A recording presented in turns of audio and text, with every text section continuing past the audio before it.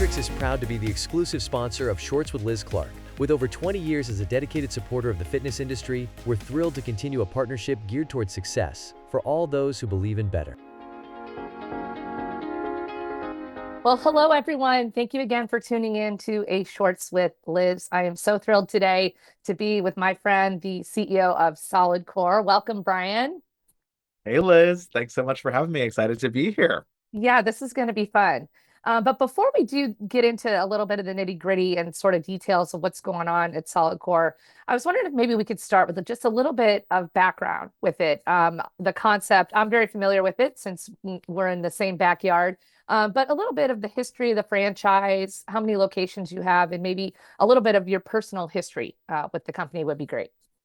Yeah, absolutely. So at Solidcore, we operate a chain of now over 135 studios all over the country.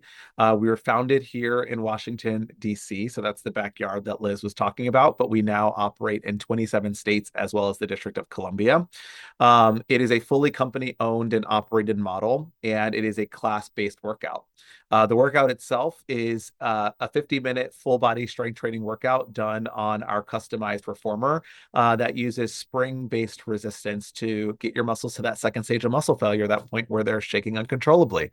So if you haven't been to a Solidcore, I encourage you to come check one out in a state or a city near you. Oh, and then yeah, to your point, Liz, my background. I've been with the business now for about 7 years. I've been CEO of the business now for about 4 years.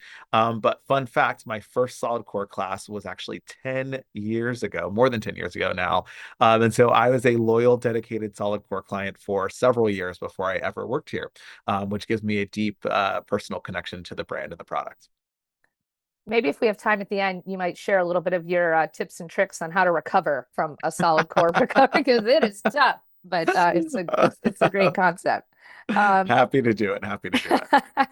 so listen, one thing that's really unique about Solid Core is that the way you sort of operate is almost with like an employee stock ownership plan, but I think that there's a little bit of nuance to that as to what Solid Core is doing. And I was wondering if maybe you could just explain that a little bit and how that has contributed to the culture and strategy of growth with the company. It's a topic that I'm super excited to talk to you about, Liz. It's one that frankly I don't spend a lot of time talking about publicly, because I don't want it to be this sort of pat on the back moment for me as a leader or for Solidcore as a brand. But in the context of this conversation and the people who I think will be listening to this, I'm excited to talk about it because I hope that our conversation actually inspires others to think about ways that they can do similar work for their team and employee base. So maybe I'll zoom out before I kind of get to the details of the program and say, one of the things that we've been doing at Solidcore over the 7 years that I've been here is thinking about how we build a company that creates the same set of sort of incentives and the same or a similar set of features from an employment standpoint that any sort of large scaled organization would have. And so we've thought about that from, base compensation, bonus, we do sabbaticals, we have, compelling parental leave, etc. Things that, any leading organization in any industry would have. And our goal in doing that is actually to continue to build, you know, sort of elevate the legitimacy of our industry. And I know that's something that, as a part of the HFA Strategic Advisory Council, we spent a lot of time talking about, right? Which is, how do we continue to make our lawmakers on Capitol Hill think about our industry as real and legitimate and really critical to our economy? But then also, how do we continue to attract high quality talent to our space that will help us build durable businesses? And so across all of those different areas and more, we really thought about how we build a compelling compensation package.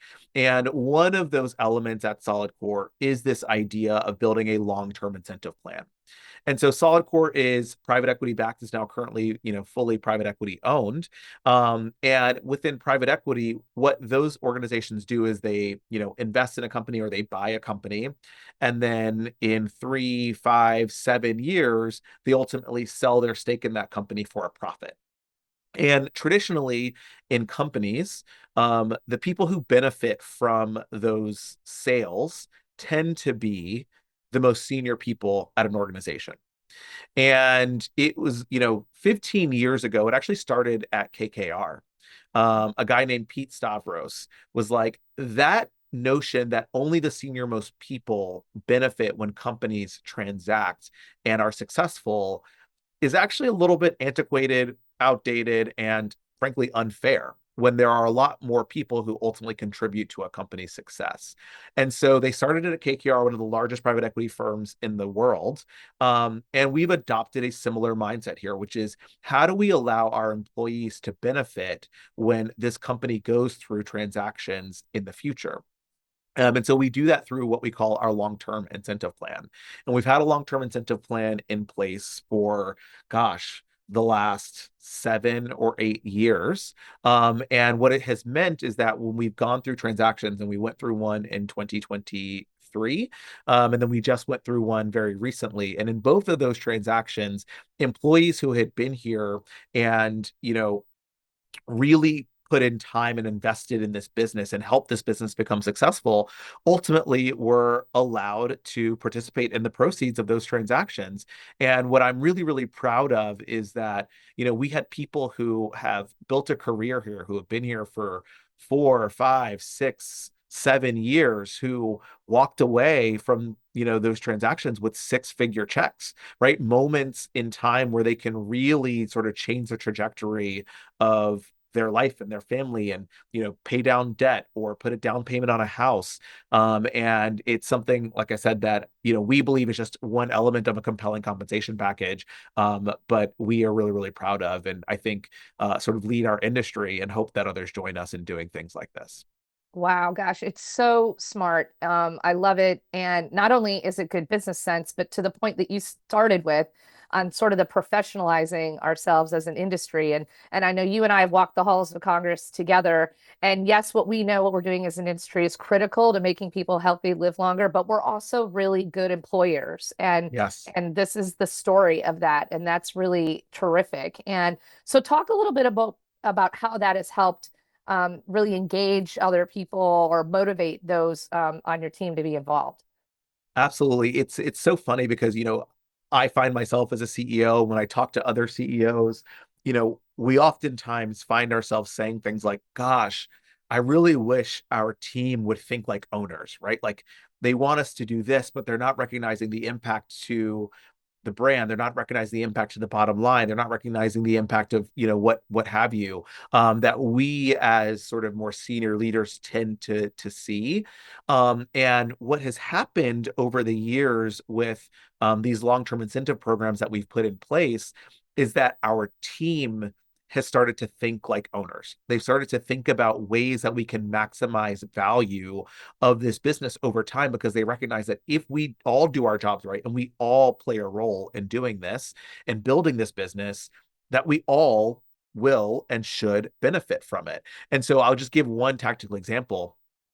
As a business coming out of COVID, there was a moment, Liz, where I stepped back and I said, I am so tired of talking about, you know, pre-COVID numbers and like when are we going to get back to pre-COVID performance? Because I said to myself and to our team, I said, I do not want to get there and celebrate what actually, when you think about it, is just treading water. And so just to sort of divulge a little bit of financial information, sort of pre-COVID, an average Solidcore studio did about $600,000 in revenue. And I said, our big, hairy, audacious goal was to figure out how, on the other side of COVID, we could get that $600,000 average revenue to $1 million. That's not small growth, right? Like that's almost Like doubling almost doubling. Yeah, right. the average volume. And I said, I want to do it by 2025. And, you know, I had no idea how we would get there. We had no roadmap. It wasn't like, okay, great, we're going to do this, we're going to do this, we're going to do this. But what it forced our team to do especially in the context of this long-term incentive plan, was to think like an owner. Because what I said to the team is, if we can do this, the value that we will build for this business will be significant. And through this long-term incentive plan, we should all reap the rewards of that. And I am so proud to say that our team rose to the occasion, thought like owners, came to the table with ideas that even we at the leadership team level would have never thought of. And we actually got to that $1 million level in 2 years instead of 5 years. And that is the power of what these incentive structures can do to the team and the motivation that the team can show up with when they really feel like they're invested in the success, because it's not just about the paycheck that they're getting, every 2 weeks or every month or whatever the pay schedule is, but it's really about building long-term value that they ultimately can participate in. Yeah. So you essentially, I think, answered my next question, which was really about broad company goals, financial growth for employees, and the overall success. Anything else there that you didn't touch on? Look, I think the last thing that I would say on it is these programs are, um, I think they also help to continue to educate the team on how businesses work and how these companies make money and how they make returns, which ultimately is actually not just helping them think like owners, not just allowing them to participate financially, but also pouring into their professional development. And that is something that, honestly, when I went into it, I didn't even really think about being an outcome or an output, but has also been a powerful benefit of this, is that, you're creating a crop of people who can then teach these lessons to others because they have been taught the lessons through participating in these programs. And I think that's, like I said, just kind of like the icing on the cake. And I'm really proud to have, helped play a little bit of that role for our employee base. Yeah, I mean, it must help with recruitment, keeping top talent. I mean, we all know in this industry, it's such a highly competitive environment to keep folks and to grow folks. And I love this. Treat everybody like they're an owner, because then they're invested. Yeah, and to your point, Liz, one of the things that is sort of one of the hallmarks of the Solid Core playbook is that we also aim to attract talent not from the fitness industry, but from every industry, right? Because the best talent doesn't just come from a singular pool. And when we talk to talent, top talent that's coming to us from retail, right? Like we're here in DC, Amazon HQ2 is right down the road. People may be evaluating the opportunity to be on our accounting team here or be an accountant at Amazon HQ2. And when you are at Amazon, you don't just have a base salary, you don't just have a bonus, but you also have stock options. And so these long-term incentive plans allow us to compete for top talent. And like you said, not just attract them, but also retain them over time. Because they know that, again, as they are here and they continue to build value and build tenure and advance in title, that only serves to increase the participation that they'll have in a future transaction. Yeah, I'm a big believer in that as well, finding folks from other industries. I just think that there are many transferable skills, even if you're not familiar necessarily with your specific, right? I mean, things that we could learn from marketing, from customer service, from AI, from all of these things that we're all leaning in on as an industry, but to share and learn from others, right? So much, so Yeah. much, so much, so much. And obviously, what you've done with HFA is a prime example of that as well. Oh, thank you. So before we kind of pivot to a little bit more on staffing trends, which I think is really an interesting conversation right now. Tell me just a little bit about the challenges of this model. It can't all be rainbows and unicorns. There's got to be a little bit of challenge there. Yeah. I think the biggest challenge that I would highlight is, um, it's sometimes, especially as people are kind of getting to know the business and getting to know these long-term incentive structures, it can do two things. One is it can dominate culturally. Mm. And, one of the things that I try, and it's why I sort of led this conversation by saying, like, this is not something that I actually proactively go out and talk about a ton, for this reason. It can dominate culturally in that everyone starts to get obsessed with a sale. And the mantra that I try to preach internally is that if we build a great business with great economics that serves a niche better than anyone else can serve it, a great sale will happen. We don't have to focus on the sale to get to the sale. And I think, especially when you start talking about, if you are here at a senior level and you've been here for, 4 or 5, 6, 7 years, getting a six-figure check, it can all of a sudden become this thing that sort of dominates the mind. And so I think it's really, really important to embed how you talk about the program, how frequently you talk about the program, how you story tell around how the team shows up in ways that don't make the focus of what everyone does the sale, but the focus on building a great business. So that's kind of the first thing. And then the second thing is that there can sometimes be misconceptions. I think as senior leaders of organizations, we know that we can't be all things to all people. And we have, economics to maintain, even in a nonprofit, right? Like you only have so many dollars coming in, and therefore you can only have so many dollars going out. And in our business, we have to have profit at the end of the day. And there have been moments in time where we've had to make some tough decisions as a business. And because we had brought the team into this idea that we are private equity owned and that we will be going through a sale, there's can sometimes be a misconception that the hard decisions that you are making are because of the sale, not because they are actually the prudent business decisions that we have to make as leaders. And, when those moments happen, I honestly take it as a failure on my part as a leader to do a better job of helping the team understand that. And that regardless of whether we were going to sell this business or not, we have to run a very strong, financially sound, sustainable, durable business. It's the only way that we can ensure that you don't just get a paycheck today, but that you get a paycheck tomorrow and a year from now and 5 years from now. And businesses who don't make these hard choices are the ones where you can't count on that. But again, sometimes we do get some misconceptions that we are doing these things to, quote, optimize for a sale. And that really is not the framework for the decision making that we're going through as leaders. Yeah, that's got to be tough to be able to stand back and look at it from that level. It's really important to have that Yeah, lens with it. yeah. But I Yeah. think, if I step back though, I will say to you and to anyone who's listening to this who may be contemplating this, to your point, in any decision that you make, there are always kind of downsides.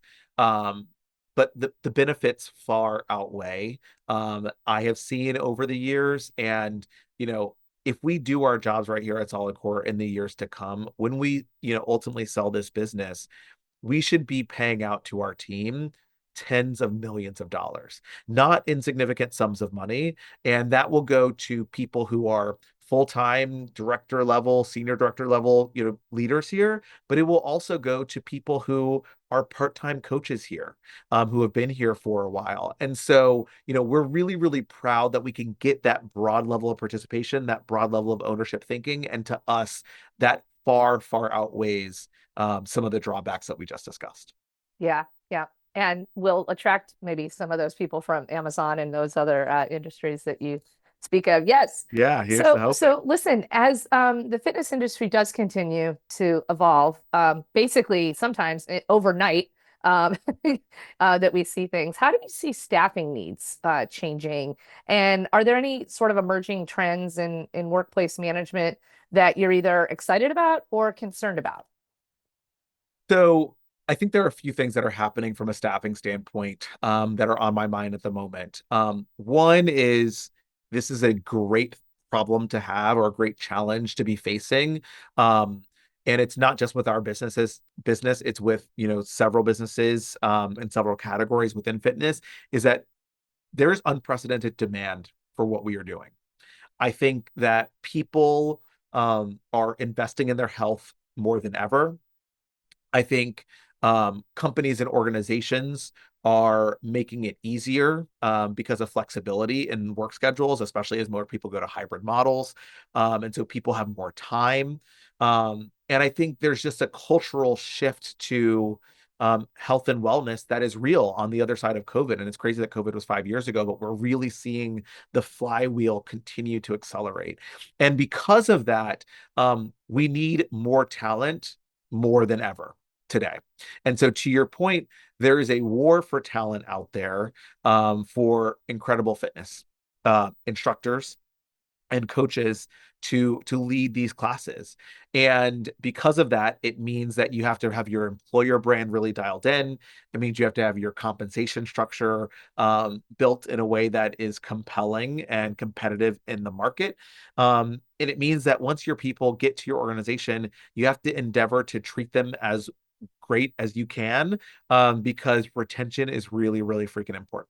So that's something that's definitely on my mind, and how we continue to build a brand that people want to work for.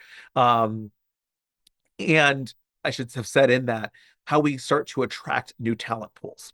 Because the answer to the sort of challenge or opportunity that I just laid out is not just stealing coaches and instructors from other fitness brands, right? Because like they need more people too, and they're stealing them right back. And so what we have endeavored to do is actually open people's eyes to the idea that you can actually build a real career in fitness. And maybe you start with us as a part-time coach, and then you realize that, oh, I can actually move up in business management here and become a local studio manager. And then I can become an area manager. And then I can become a director. And when you start to actually build a real career here, it can be pretty impressive on a resume. Like our area managers and our directors are overseeing 10 to 20 million dollar books of business, right? So like that's not insignificant, and that is a skill set and a stamp on your resume that you can take with you into a myriad different places on the other side of a career here. So I think that's one thing in like how we solve the scarcity problem within fitness. I think the other thing that I think a lot about, and now I'm like starting to sound like an old geezer, and people used to say this about millennials, and I'm a millennial, and so like I really try to think hard Well, before I you're say an old these. geezer because you're a dad now. That's what makes you an old. Yes, Yeah. yes, that also makes me a dad, Yeah. or that also makes me an old geezer being a dad. But I think there are some unique dynamics that are taking place within the working population, particularly those who are sort of newer in their career. I think the priorities are different. I think if I think about my parents' generation, it was a I lived to work sort of mentality. And I think millennials were a little bit less so. And I think, Gen Z and those who are coming up are even less so. And because of that, I think it sort of amplifies the things that I was just talking about. It means you really have to build a compelling culture. It means you really have to be mission oriented, because people are not just showing up to live and die by what their employer says. People are showing up to live a well-rounded, fulfilled life. And if you were not able to be a part of that journey for someone, they're not going to stick around with you. And so that has made the way that we have to show up as leaders, um, it has challenged us the way that we show up as leaders. It has pushed us to think about how we, some of those programs that I just talked about at the top of this call, right? Like our sabbatical program, even, right? Our sabbatical program, after 5 years of full-time tenure here, gives you a full month paid off where you can go do anything that lives our mission of create the strongest version of yourself. So we have had people travel to South America and hike Machu Picchu. We have people go off and learn new languages. But it's like, how do you start to think about building a best in class employer brand that sort of speaks to this more well-rounded need that this new generation is thinking about? And that's on my mind a lot, because we're doing some of those things, and I think we still have work to do to continue to stay at the front of the pack on that.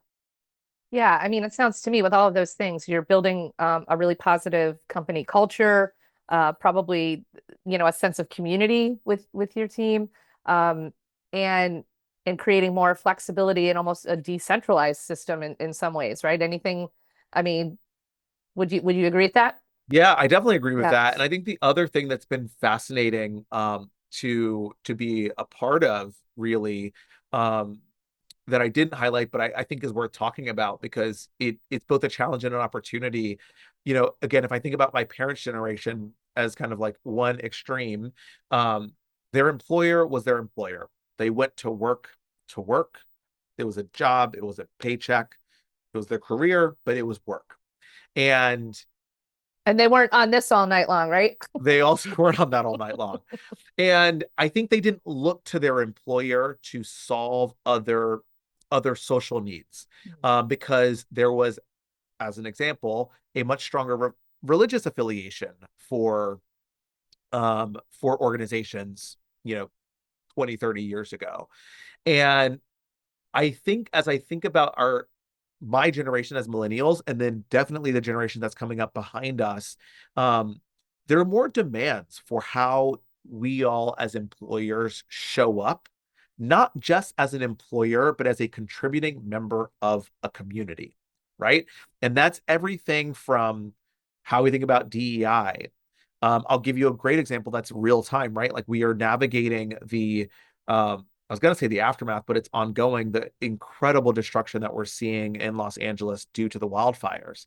And our team has desired to know, what is Solidcore doing as my employer to not just support our team and our employees, but to support that community. And I think if you go back 30 years ago, people would have looked at charitable organizations, their church, et cetera, to play that role and not necessarily their employer. And I think we, as leaders of organizations, have to recognize that our employees are actually looking at us to be a good citizen of our community, not just to be a great employer. Yeah, and to that point, I'll just make a plug. We have so many tremendous brands in California that are doing really fantastic things. Obviously, we're mostly on the East Coast here, but so many of our brands out there that are opening their facilities to first responders. It's been so impressive, and I just want to give a shout out to all those guys that are living through it right now. Yeah, it's actually been really, really cool to see the industry come together and rally around. And like you said, show up for first responders, people who need a place to shower, people who just need a place to work out to get their mind off of everything that's going on. It's been really, really amazing to see, both from what our team has done here at Solidcore, but broadly within the industry as well. Yeah, yeah. So we're winding down, but one thing I did want to touch on a little bit was with I'd be remiss if I didn't mention the rise of automation and digital tools that we're all trying to get our heads around, and what does that mean now?